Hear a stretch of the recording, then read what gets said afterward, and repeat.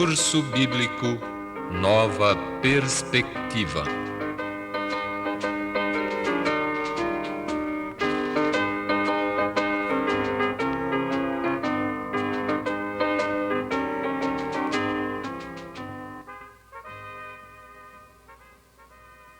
Nesta noite estudaremos sobre um maravilhoso plano, um plano estabelecido em seu favor, séculos atrás. O plano divino para salvá-lo.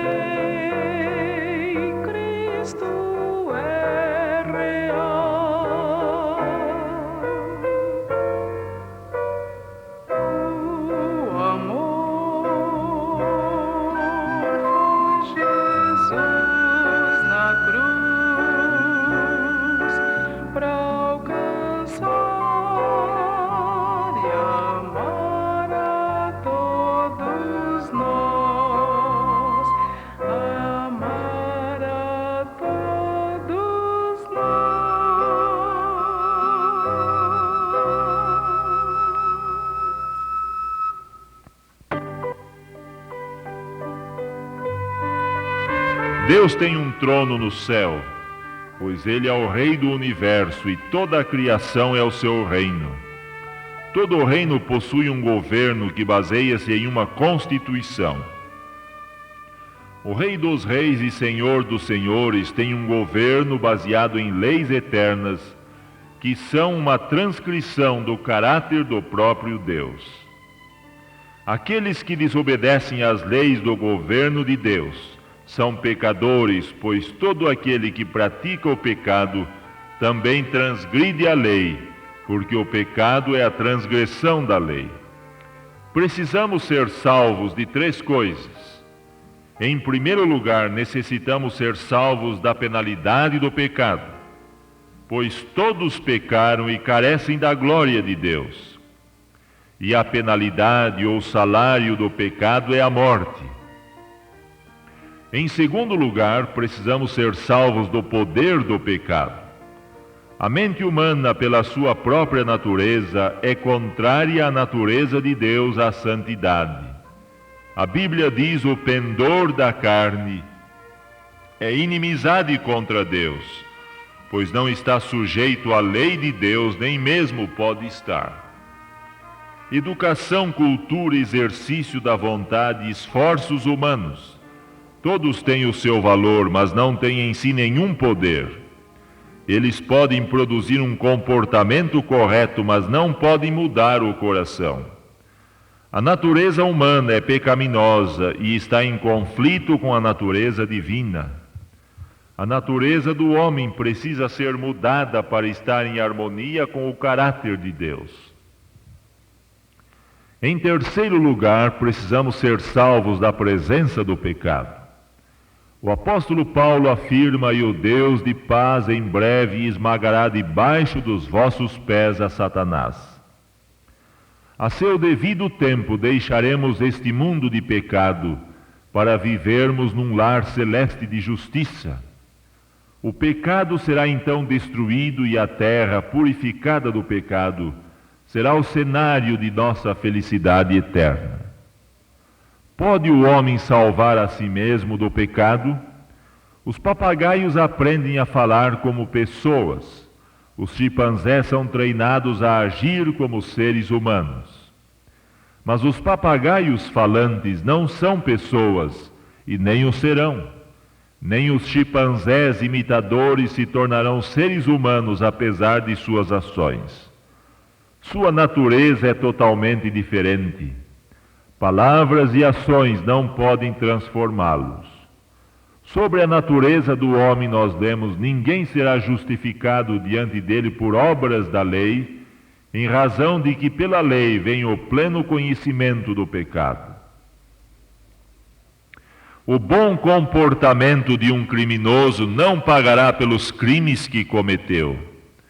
A culpa ainda permanece. O homem que está com uma grande dívida em uma loja e concorda em pagar todas as compras futuras, ainda possui as dívidas anteriores.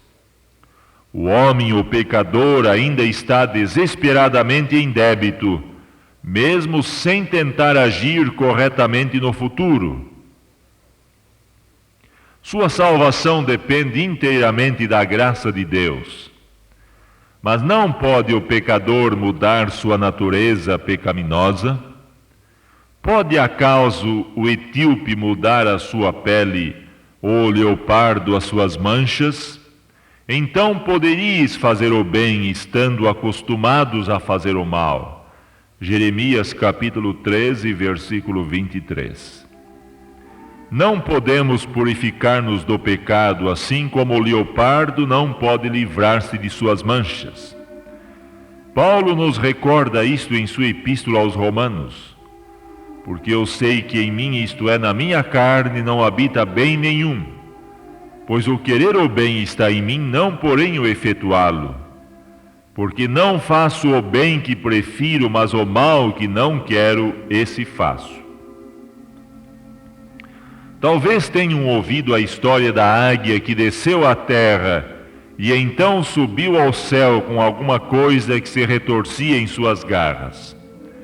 Voou mais e mais alto até que parecia estar cansada. Suas grandes asas moviam-se mais lentamente, até que perdeu a altitude e finalmente caiu por terra como morta. Então fugiu entre o capim uma serpente venenosa. Ela havia mordido a águia, envenenando o seu sangue.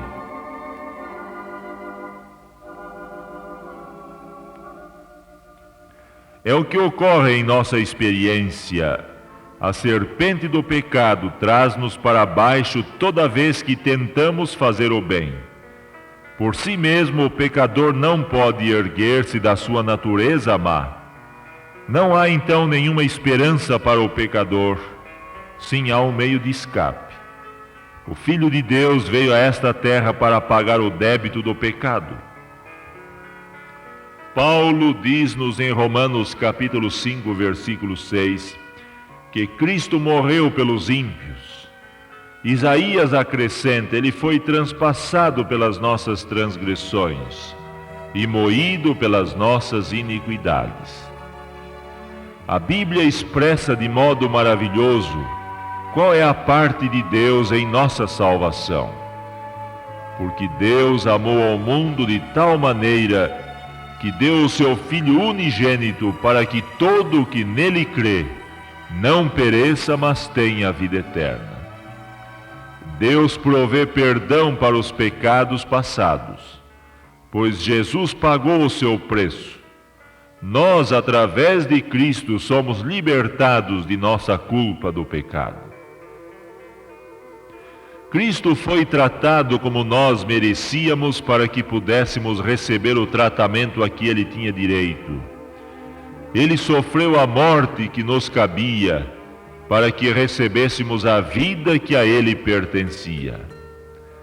Deus providenciou para nós um meio de escape da morte certa, e este meio é o Senhor Jesus Cristo.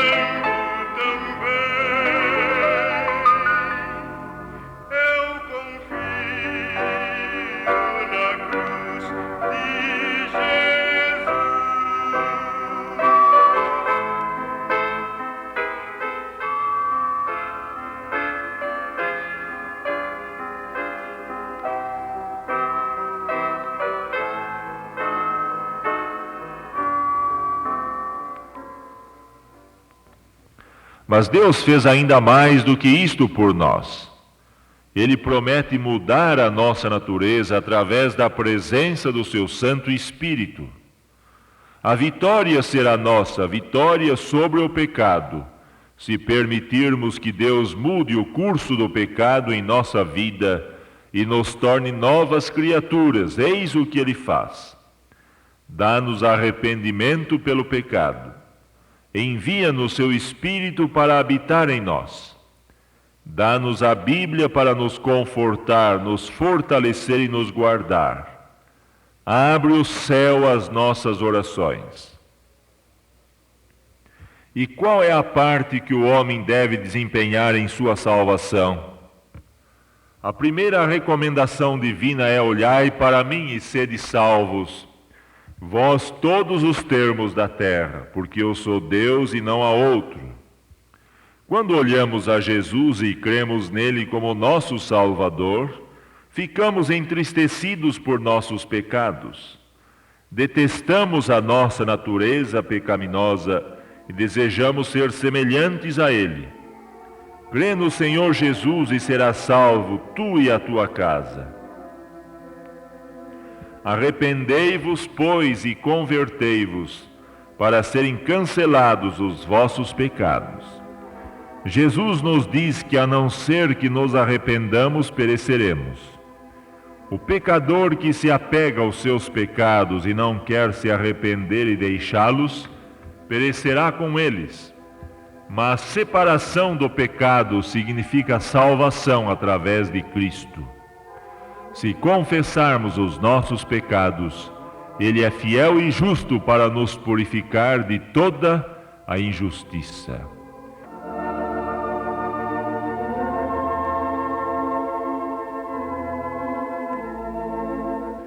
Quando eu disser ao perverso, certamente morrerás, se ele se converter do seu pecado e fizer juízo e justiça, e restituir esse perverso o penhor, pagar o furtado, andar nos estatutos da vida, e não praticar iniquidade, certamente viverá, não morrerá.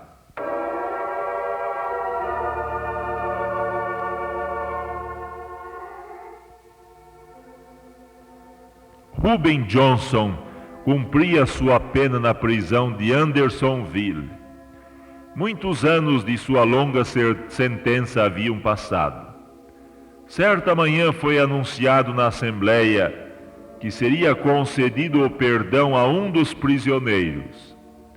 Reinava então nervosa expectativa. Com o documento em sua mão, o oficial levantou-se e leu o nome de Reuben Johnson, pedindo que ele viesse à frente. Ninguém se manifestou. Reuben supunha que havia outro Reuben.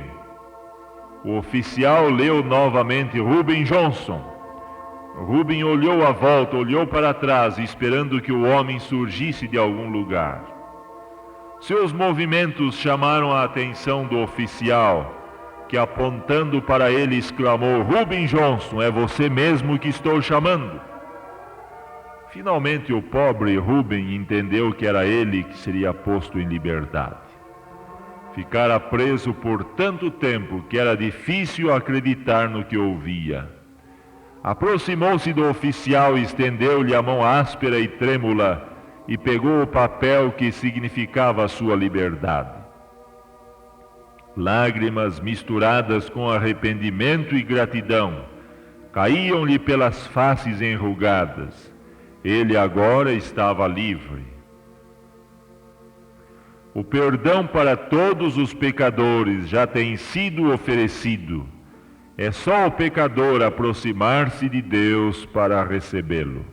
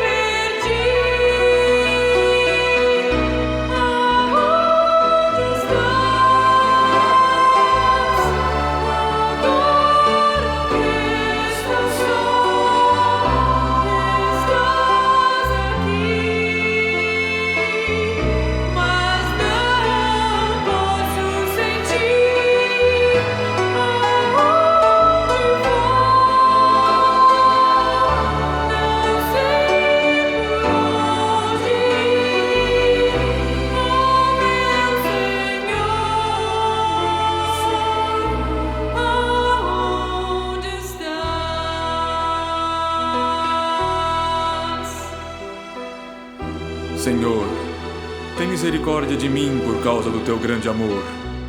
Lava-me de toda a minha maldade e limpa-me dos meus pecados, pois conheço bem os meus erros e os meus pecados me perseguem de dia e de noite.